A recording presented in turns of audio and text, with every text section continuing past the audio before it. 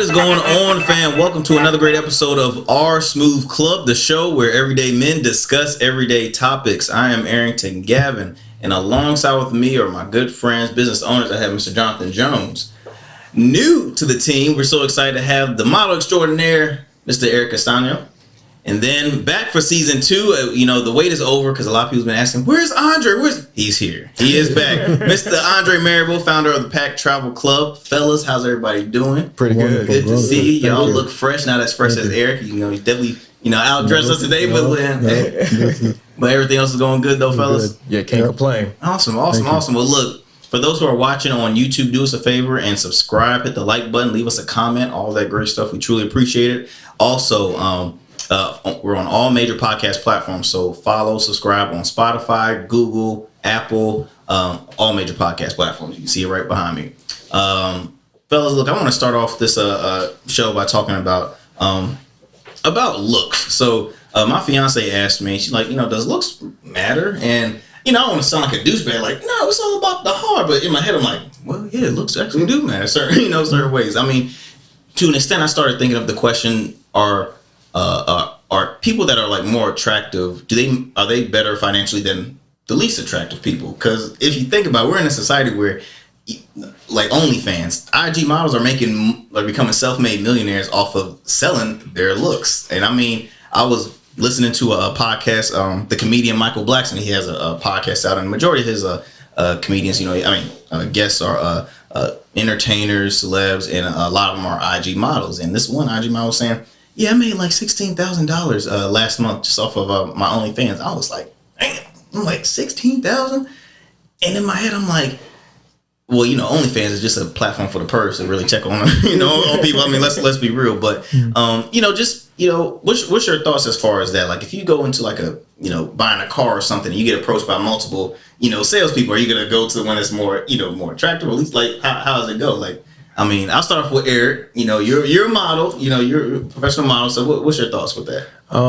Honestly, I think it's kind of a catch-22 question, because the reality is that your looks are only going to last but for so long. I mean, let's be honest. I mean, so you have to kind of look beyond that a little bit. So, to answer the question, is it more important? I don't really think that is the question. I think it's more about the personality of that person, how you react, how you interact with that person. I mean, if I walk into a dealership, like you said, and the first person that comes to me is the most ugliest individual in the world, so to speak, but they have a personality and the approach to me is real open and genuine, then I'm not really going to worry about what you look like at that particular point. You're at that point, you've approached me in a way where it's very greeting and very open, very genuine. So the looks thing, yeah. I mean, some people, like you said, make $16,000. I mean, hey, go for it. That's if you got it, flaunt it, right? Flaunt it, right? This is what the shake what your mama gave you theory. You know what I mean? So, to be honest, I just don't. I mean, there is a certain level where society has always looked at it as, the looks do matter, and we live in a world where looks do matter in certain areas. And in the modeling industry, yeah, I am faced with that on a daily basis. But I've been doing this for the latter part almost 10 years now, and I'm competing with guys that are in their early 20s, and these guys are six packs and ripped chests and this, that, and the third, and I'm standing side by side with them. I'm double their age. So to a certain extent, yeah, but I get selected and I get picked. So the looks thing, yeah, does it work for me? To a certain degree. Like, how long is it going to keep going? I don't know. Eric will keep bragging. He's like, no, I'm not. I will be honest with you. I mean, I did an audition in Atlantic City. It was over 200 and something people that went out for that audition. Wow. A lot of people went out to try out for that show. I got picked.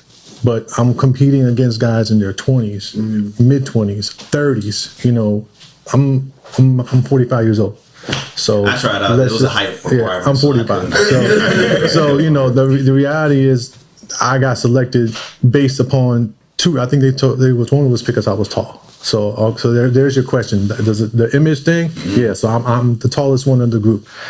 Was there anything else besides that helped me going over that? Maybe I have experience or whatever. But again, the looks thing will only get you but so far. And I feel like if you have a genuine personality and you're a real, like, a decent person, I think you're better off. What do you think, Dre? Yeah, in the end, I agree with Eric actually.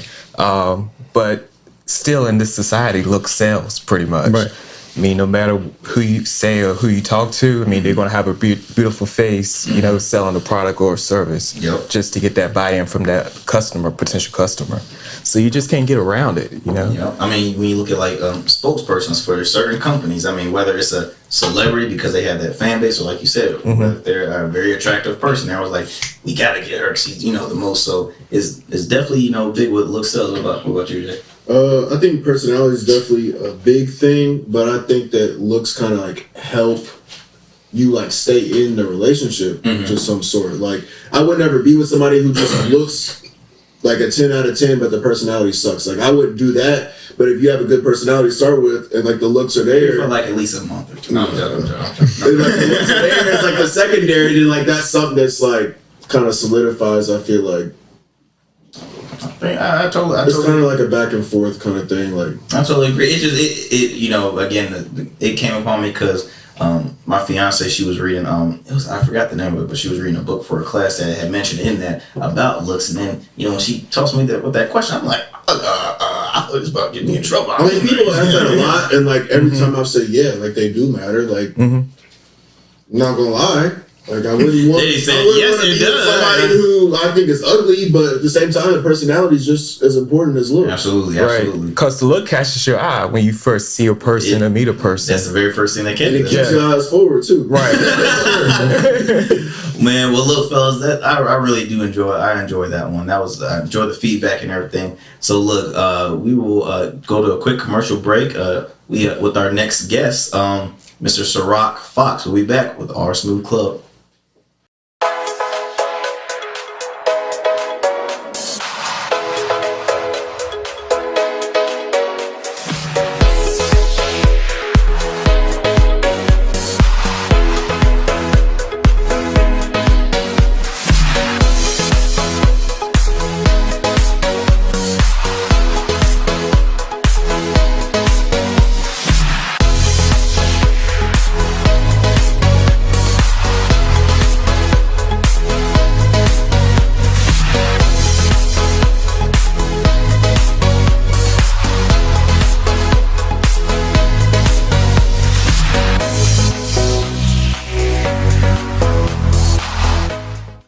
Check out What's Going On Wednesday, a weekly vlog with co-hosts Arrington Gavin and Jonathan Jones.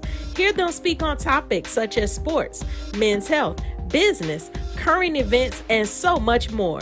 You don't want to miss as they tackle a range of funny and serious topics. Catch them every Wednesday on YouTube at Rugged Evo TV.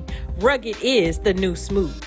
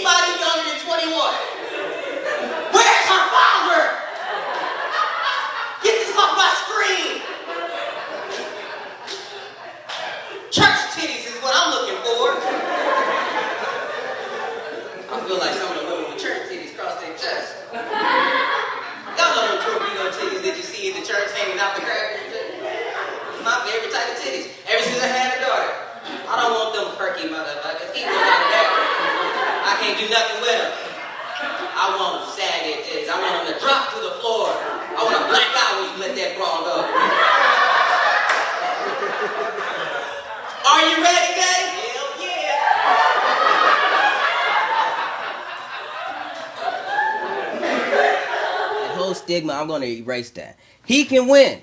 There is enough mouths out here to feed off that content. And guess what? They'll be hungry for more. I can win. There's no need for people to be like, no, don't watch him, watch us. That shit is done, dead, stupid. Alright? If you fucking with Foxtail Studios, you're fucking with our... I forgot the name. Shit. Our Smooth Club. Our Smooth Club podcast. Our Smooth Club. Our Smooth. Look, I love the show. They make me laugh, man. His co-host as well, and I'm also a fan of Luke. So look, it's my stamp of approval. All right, All right, y'all. We are back with our Smooth Club. Our guest for this evening, a very special guest, comedian extraordinaire Ciroc Fox. He's the host of In Your City with Ciroc Fox, founder of Foxtail Studios. Yeah, and just again, all around funny guy. We're so honored to have him, ladies and gentlemen, Mr. Ciroc Fox. What's going on, man? Welcome. Appreciate you. Man, thank you, man. Are you comfortable? I know before. Okay, all right. This is a whack ass couch. I'm sorry. So I heard one of you people say this is JCPenney's finest, but look, everybody know they going out of business for a reason. We need to do something. You could switch around I'm pillows a little bit. This is my sixth position. This is. I don't know if you can see it on camera. I added some stilts to it because it's really a low ass couch. It's very low. Maybe it was low for a reason. Maybe I need to be low. Maybe because you altering the physics of the couch. And the intention of the engineer who created this. Well, you know what? Well, you know what? My feelings are hurt. We were doing so good having guests on there. Never say anything. Ciroc said, "No, this couch is awful." I'm sorry, man. I'm adjusting. Oh my gosh, man! My feelings are hurt. Well, look. Tell us more about you, man. I mean, you comedian for a long time. Like, when did it first start? Were you was it just like a couple years ago? I said, "Hey, look, I want to become a comedian," or was this like something? Ever since you were a kid, like preordained, okay. Came out the womb, doctor smacked him, knock knock. Nah, it was in the midst of my second deployment, I think, when I figured it out. So I'm a former Marine, and once a Marine, always a Marine. Awesome. 2012. Oh, so that was my first deployment. So 2012, my first deployment. I did an open mic with some boys. We was drunk. We wanted to have fun before we headed out. And they dared me to get on stage. And I ripped it. Wow. And then I went back secretly again, just to, like, all right, everybody got that one-time fluke. And I did it again. Killed it. Other people came to me who was on the show, the actual show itself.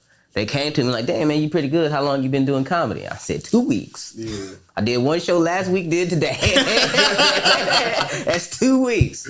And it just, after I came back from that deployment, I just was like, all right, I got something. So how'd you come up with your whole routine? Because when I see comedians and stuff, it's like they be talking for an hour. And I know some of it, they change up every night, but for the most part, it's the same thing. So how did you in 2 weeks? It's different for me because I'm in the genre of storytelling.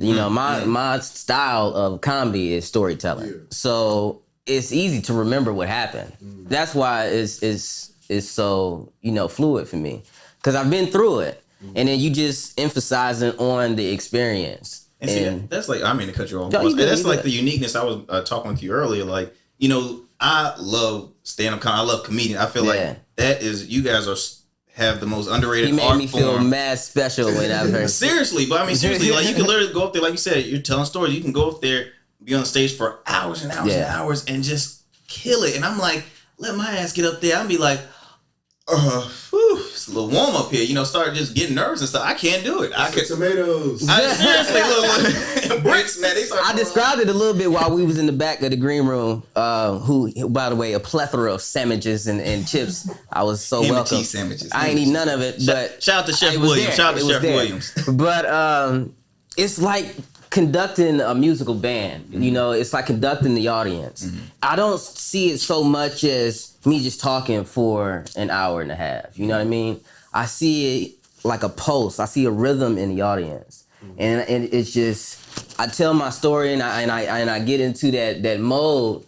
And for some reason, my life experience just transfers to art and they accept it and it comes out as a laugh. So do you when someone would bring up Ciroc Fox, would you say hey, I have a style sort of to this, this, one of your mentor comedians, I know you probably have, that one or few. I have a few. Who are some of those comedians? This is something in the line of Red Fox not Red Fox, but, he would probably Red say Fox this is too. hilarious. He would say this too, but, when people hear my name, you would most likely first hear, don't leave your wife alone. And then second would be, I do it for the inappropriate. The raw, the put your kids to bed before you come see me. You know what I mean? I'm doing it for the single mom with 5 kids who finally got a babysitter.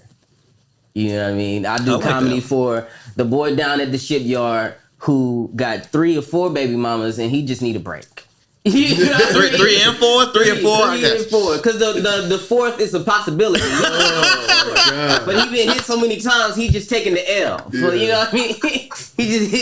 There's those people out there. There are. And my comedy is for those folks. My comedy is that lane. You know what I mean? Everybody is.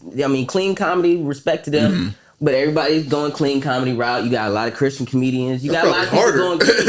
It is. I can't do it. I can't do it. Shit is my favorite word. It's therapeutic. It flows. It helps me. There you go. I know people like I'm not gonna say motherfucker, but too late now. Too late. But that's a number 2. But shit is my favorite word, and I can't go through an intelligent conversation without saying it at least 4 to 5 times. So all respect to clean comedy, but I am a dirty comedian. I am an after 12 midnight.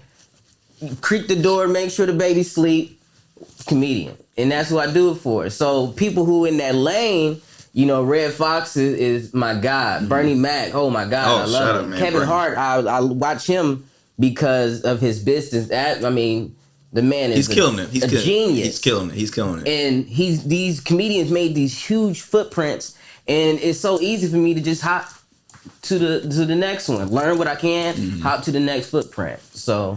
I like that, man. Well, look, tell us more about your show, In Your City with Ciroc Fox. You're going on season 4? Season 4 just ended. Okay. Ended with my guy, Stuttering Stanley, a comedian who I toured with out on the West Coast. Shout out to Stuttering Stanley. We're on our 5th season. We're on our 5th season. Awesome. Congratulations. And In Your City, see, it's kind of corny. I'm a lame dude. He is. Look at that man's shirt. It is kind of, it's tight. It's just a little. It's my size, and we ain't the same. We ain't the same. It's just medium. It's just medium. Oh man, you made me forget what I was. My bad. You season 5.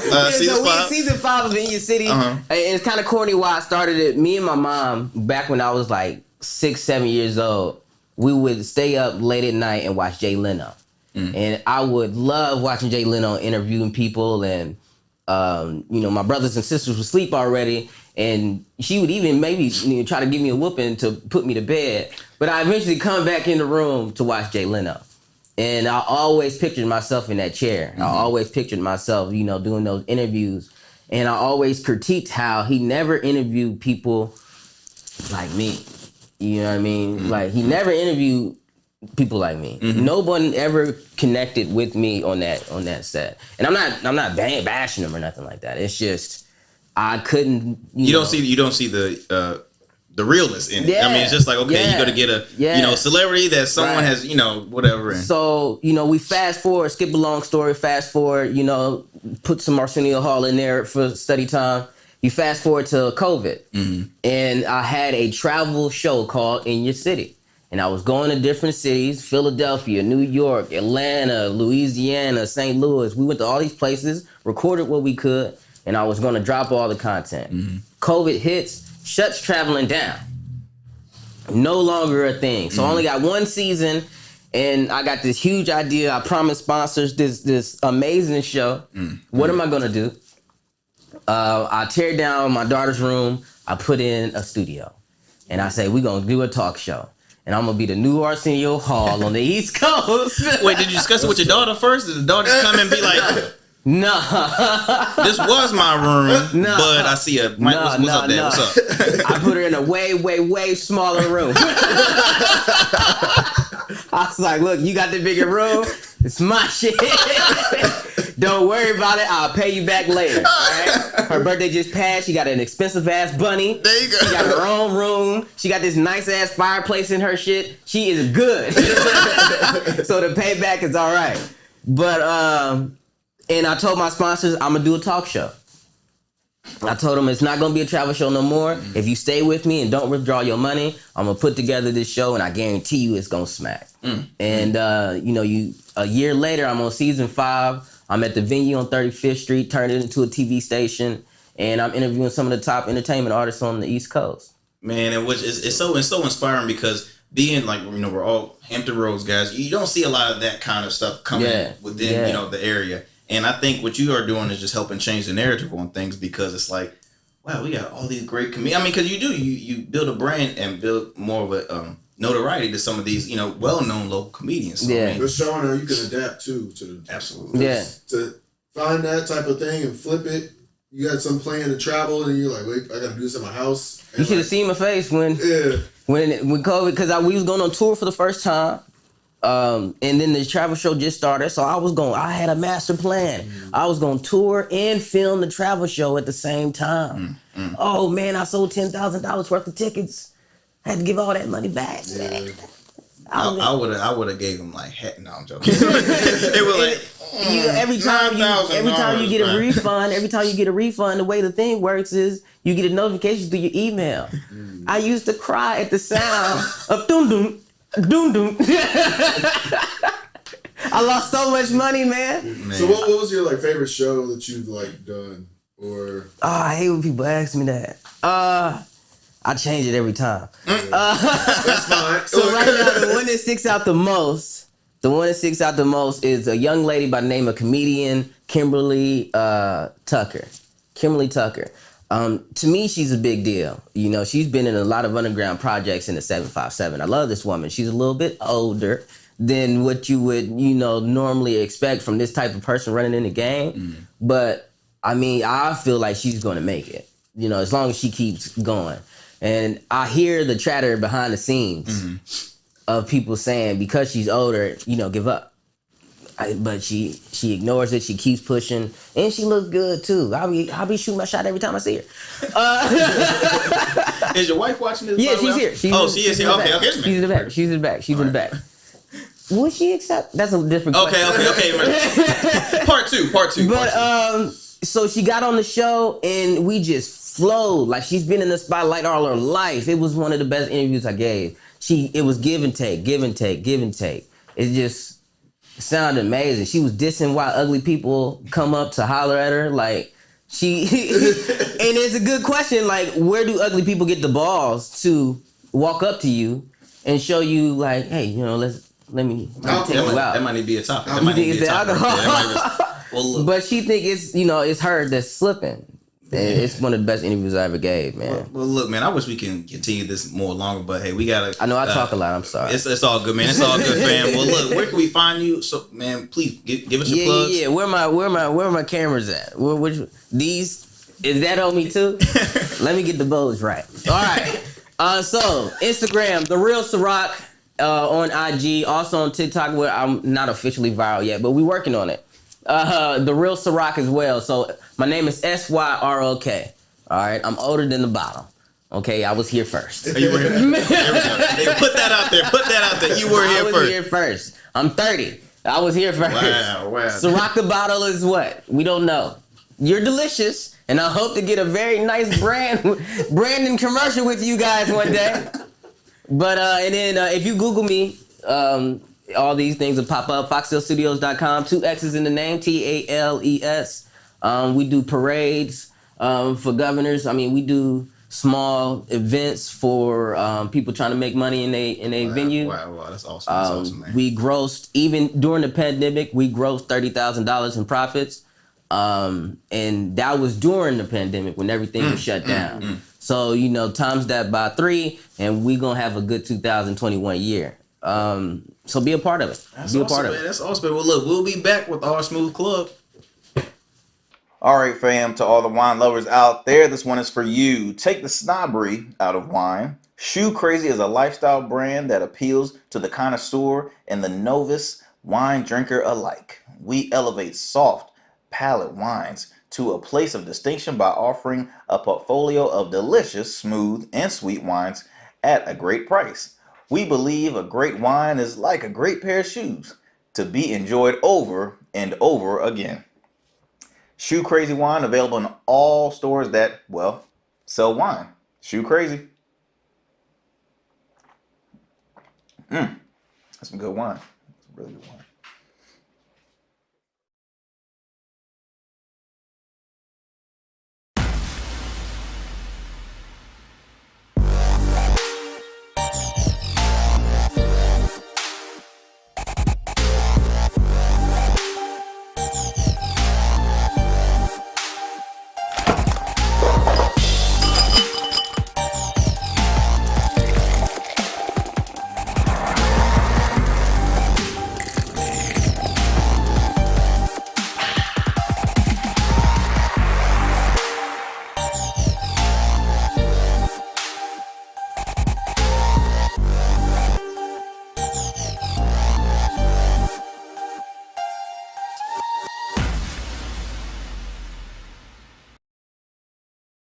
Welcome back to our Smooth Club. All right, fellas, last topic.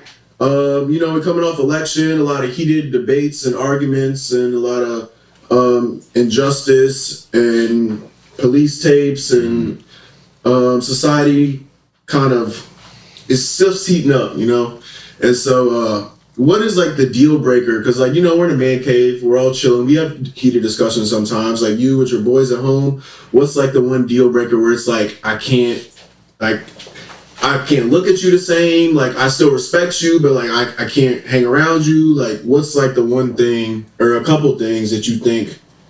The keyword race. And for me, because it's to a point. If I see something that is wrongdoing against people that look like me or a majority of African Americans, I'm gonna be like, if you disagree with that, I will probably look at you a different way. I do think that you should have. I'm a big believer of having a melting pot of friends, people with different views, diversity. That's you're gonna eventually. That's how you get your education. That's how you learn from. So I love it. I have friends that are whether they're Democrats, Republicans, Independent, or I call them the don't give a F. I just don't care. I vote for a person rather than a party, which I appreciate it. But it would have to be race because again, the big topics that we have going on in our society is the community against law enforcement. It's uninnocent African Americans gunned down and killed. Why? Unarmed. It's just it's too much. Or with Bubba, we go back to Kaepernick or Bubba Wallace in NASCAR removing the Confederate flag. I mean, it's just little things like that. If you disagree with what Bubba Wallace is doing, or even Kaepernick, which really, again, Kaepernick, this is what he was, kneeing down the whole entire time. But he still has the opportunity to play in the NFL. But that'll be for me. Let me stop talking. It's the race. For me. What about you, Andre? But it's funny though that you mentioned that, because sometimes when people bring up certain topics, and of course you don't agree with them, and they say something off the cuff, you do look at them differently. Mm-hmm. Like some of my coworkers, for example, they have said things where it's like, "What? You believe that? Never knew that about you." So I do kind of stray away from it at times because of that. Mm-hmm. I may not be.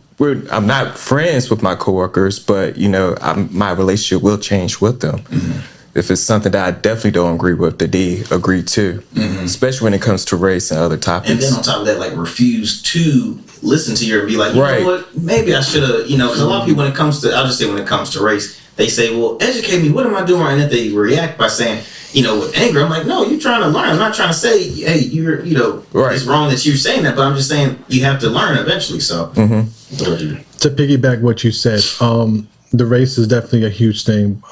There is a lot of people that are misinformed and miseducated. I come from a place where their race card has been played in my face a lot in different scenarios.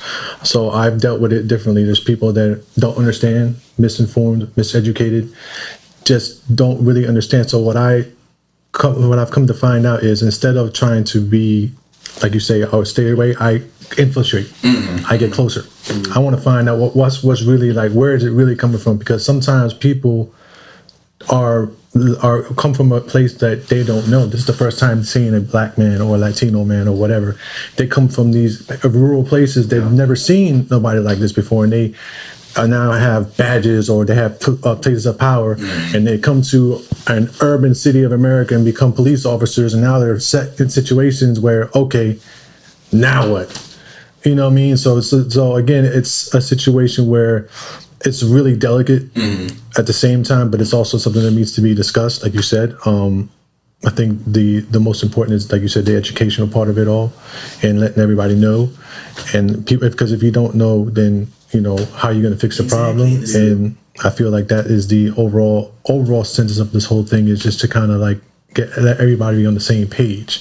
So the deal breaker, that's definitely one. I think that's pretty much it for me. It's always easy to just, hey, sit down, have a conversation. I mean, it's that easy. I mean, I think, the hard part is people continue to say, well, we all need to educate, but it never happens. You know what I mean? Like, that's why, if you see on like news platforms, they have town halls, so politicians can actually speak with the community, actually one-on-one. I just think, again, conversation, man. I mean, you just got to conversate. The cool thing, that we have on this show is that, hey, we all might have different views on something, but you know, we educate each other, we learn from each other, we dialogue with each other, we have a good drink with each other, and then boom, we're informing other people, and now they're like, hey, we can do the same thing. We gotta sit down, let's have that conversation. Let's, you know, have a cookout or something. Let's have a dinner, just sit, play some cards or something, you know, just talk. So yeah, it's just, you just gotta conversate. For me, I'm gonna definitely say race. I have two actually.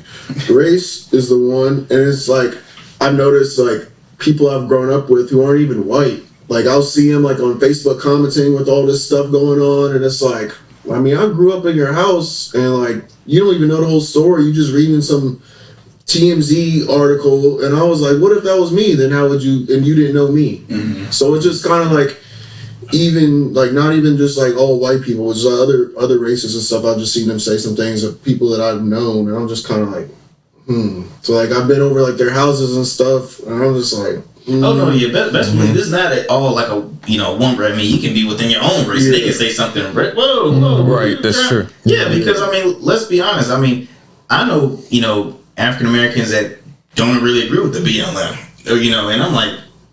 Okay, now I know that you have the organization, you actually have the meaning behind what it stands for, but still, it's like what's going on. So, and the same, again, I hate to go political, but we go back to who's the past president with Donald Trump. You had African Americans that voted for him, and people looked at them different, like, whoa, what's up? So or people that disagree with Kaepernick. So I think my second one is definitely like a sort of like classism, like people who just come from money and like they just see stuff going on in the Middle East. It's like, but you gotta have like some compassion for people. Like I see stuff that goes on over here, or just even in like neighborhoods like here, like the poverty and stuff. It's like I feel bad. Like I'm blessed. Like I think about that stuff every day. People just think like, oh, like they just need to try harder or get a job, or they're just wild animals over there in the Middle East. It's like they're trying to survive every day. And it's like you just sit there and just like have no regards for anything outside of your little bubble. Like that's stuff that I can't really be around people like that. Highly agree. Highly agree. Yeah. So we're gonna take a quick break and we'll be right back.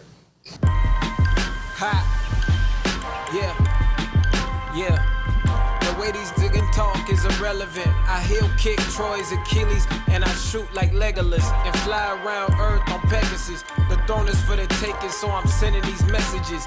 No belligerent talk, the cup is half full with a measurement. The way I'm work these bars and it's like I had a regimen. The boy rock solid like sediment. 10 years till they see the legacy. I don't like bygones be bygones, cause by then the time's gone. New to the game like Zion. One push of a button.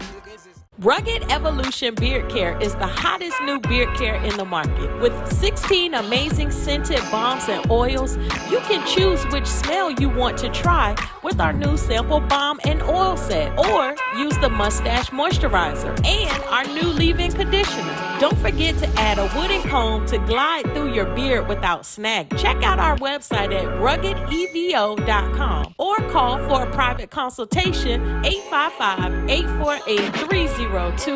And remember, rugged is the new smooth.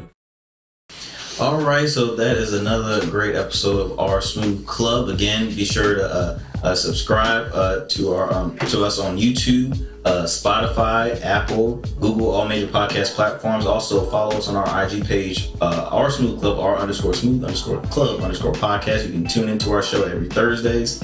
And y'all take care. Look, I want to make a cheers to you guys on just having that great conversation that can help educate others and definitely help change the narrative on things. So let's cheers to a great conversation. Cheers, thank you. Here we go. All right.